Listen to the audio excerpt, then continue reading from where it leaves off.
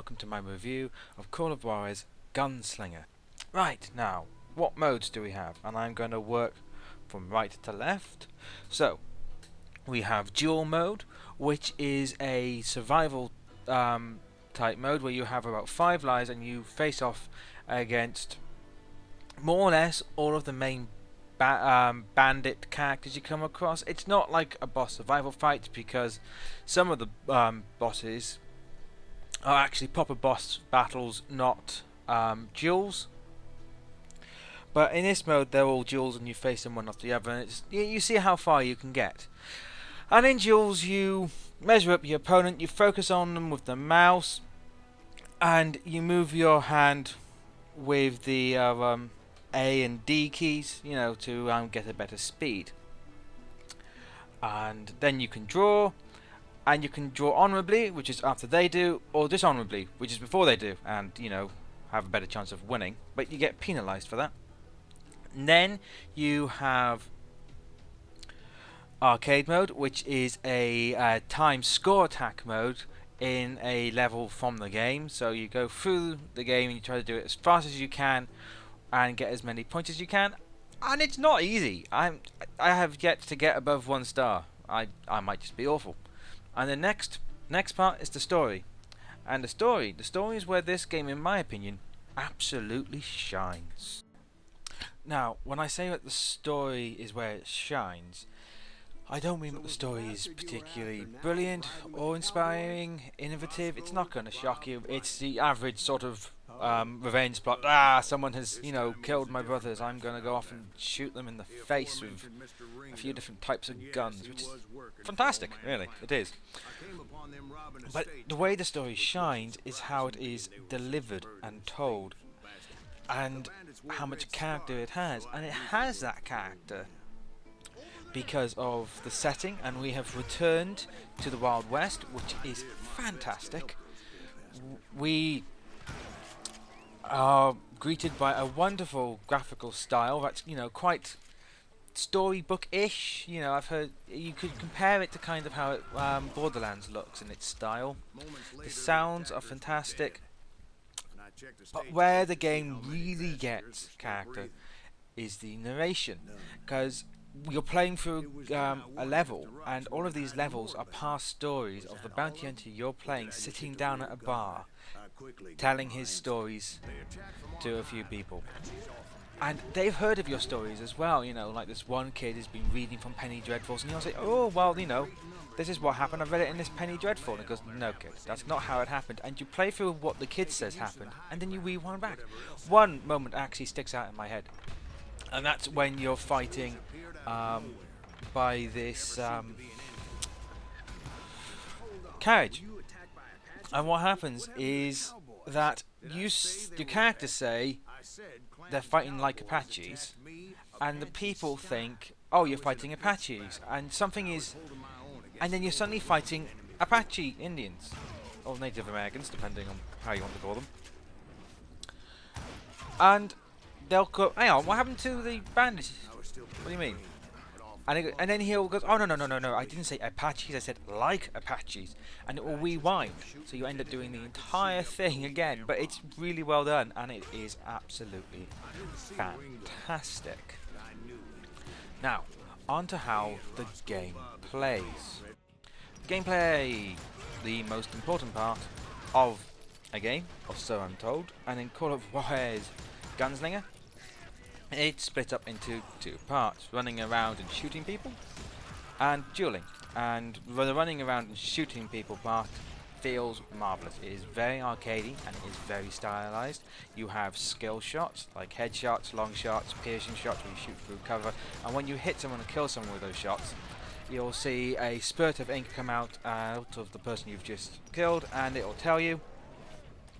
You have a bullet time mode that fills up as you kill mooks. You press the bullet time button and time slows down, world washes out, and enemies glow red, and you can just kill them pretty quickly and nicely.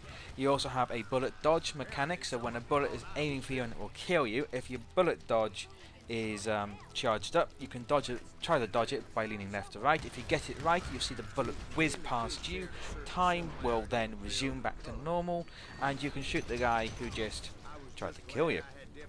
You also have quick time events, and don't groan, because they're not too bad. I mean, if you mess them up, you have a chance to rectify them. But there have been a few where they have basically just smashed me in, and you end up in a very bad situation if you don't pull them off. Now, after that, we have dueling, and dueling is a mode I both like. I respect it. I understand what they were going for. It fits well in with the aesthetic, fits well in with the style and the spirit of the Wild West. However, it annoyed the hell out of me, and I would wish it would just go away. However, if it is annoying you too much, and you don't care about being penalised for it, you can dishonourably shoot the bugger, which is fantastic. And one more thing before we move on to replayability, and that is skill trees. There are 3 skill trees, and you level up through doing skill shots and getting combos. And when you level up, you get a skill point to spend on one of 3 skill trees, and these are Gunslinger, where you dual wield revolvers, and let's be honest, that's the one we all put points into. No lying to me, don't. Next is Rifleman, and the next one is Shotgun. So you've got a nice mid-range, long-range, and close quarters skill trees. Now, on to replayability. Wow, replayability. This is where the game comes to its only real downside, and that is it's 4 hours long. I know, for the price and everything else you get in it, it's, a little bit short, in my opinion. I would have liked more from the story. However, you do get a new game plus. You do get a new difficulty mode to add on top of the normal and hard you start with, which is True West, where they remove your HUD, and you get a little bit more of a skillful and immersive feel. You lose some of the stylizations from when you get headshots and piercing shots and long shots. But it's a trade-off that's quite enjoyable. You've also got hidden collectibles, nuggets of secret nuggets of truth or whatever from the Wild West that you can discover while playing. And let's not forget the other 2 modes, which are arcade and duel, which I can see spending an awful lot of time in arcade trying to get higher scores from people I know. So, now that we have touched on the main aspects of the game, let's see, what would I give it? So now, the moment of truth, and let's look at the good and the bad. The good is that we're back in the West. Yay, we always need more Western games. The combat is good and solid. The atmosphere and the music of the game is fantastic. It looks brilliant. The game has character and charm because of the narration, and that is well done and executed and marvelously stylized for it.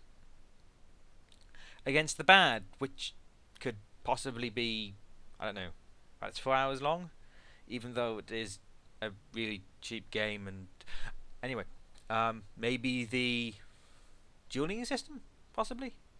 I mean, I can understand where they're coming from it, but I guess it is the weakest part of the game for me, I suppose. So, with those things said, this game is well worth a golden apple.